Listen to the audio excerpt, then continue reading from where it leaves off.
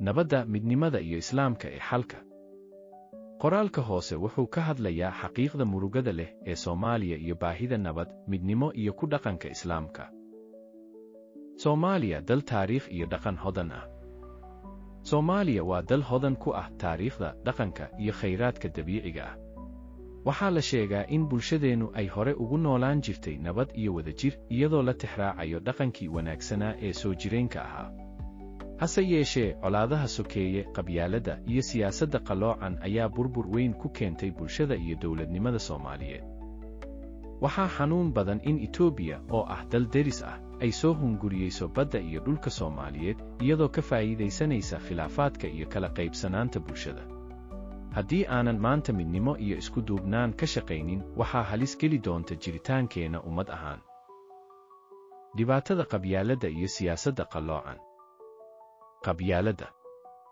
Markii hore, qabiilka wuxuu ahaa nidaam dhaqan oo bulshadu ku aqoonsan jirtay asalkeeda iyo xiriirkeeda, balse maanta waxaa laga dhigay aalad lagu burburiyo midnimada bulshada. Qabyaaladda waxaa loo adeegsaday dagaallo sokeeye oo dhiig badan ku daatay, taas oo horseeday nacayb iyo kala shaki joogto ah. Siyaasadda qalloocan. Siyaasadda ku salaysan qabyaaladda ayaa sii xoojisay dhibaatada. Hoggaamiyeyaal badan oo sheeganaya inay yihiin madax qaran, dhab ahaantii waa hoggaamiye kooxeedyo u adeegaya dano qabiil iyo shakhsi. Taasi waxay dalka u horseeday burbur aan dhammaad lahayn, iyadoo bulshadu ay ku mashquulsan tahay colaado iyo loolan aan wax faa'iido ah u keenin dalka iyo dadka. Islaamka iyo qiimaha nabadda.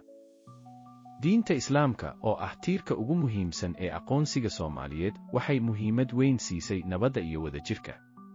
Nabigeena Maxamed sallallahu alayhi wasallam wuxuu xadiis ku yidhi: haddii laba muslim ah seef isku qaataan iyaga oo doonaya in midba midka kala dilo, labadooduba waa ahlu naar. Tani waxayna baraysaa in dhiigga muslimku uu yahay shay qadari weyn leh, loona baahan yahay in laga fogaado wax kasta oo keeni kara colaad iyo isdili. Kitaabka Qur'aanka Kariimka ah wuxuu inoo caddeeyey in nabadda iyo midnimada ay yihiin dariiqa saxda ah ee bulsho kasta horumar ku gaari karto. واعتصموا بحبل الله جميعا ولا تفرقوا. Tani waxay muujinaysaa in midnimadu tahay furaha guusha iyo badbaadada ummadda. Talooyin ku aadan xalka. Ka fogaanshaha qabyaaladda waa in bulshada lagu wacyigeliyaa halista qabyaaladda iyo sida ay u burburiso jiritaanka qaran. Waa in la dhiirigeliyaa Soomaalinimada iyo wadajirka. Hoggaamiyeyaal mas'uul ah, bulshada waa inay taageerto hoggaamiyeyaal daacad ah oo ka shaqaynaya danta guud, kana fog qabyaaladda iyo danaha shakhsi.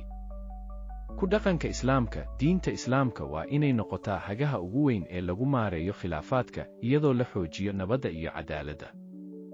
Wacyigelin iyo waxbarasho. Barnaamijyo wacyigelin ah oo diiradda saaraya qiimaha nabadda, midnimada iyo islaamka waa inay ka qabsoomaan dhammaan gobollada dalka. Gunaanad.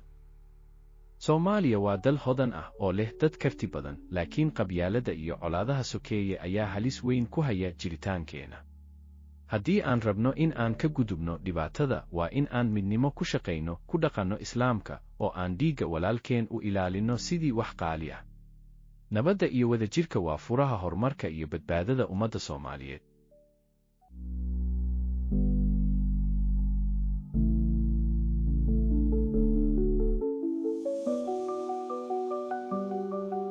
Mahadsanid daawashadaada. Fadlan ha hilmaamin inaad like iyo subscribe dhahdo si aad ula socoto muuqaallo kale oo faa'iido leh. Ku dhufo badhanka oo nagu biir maanta.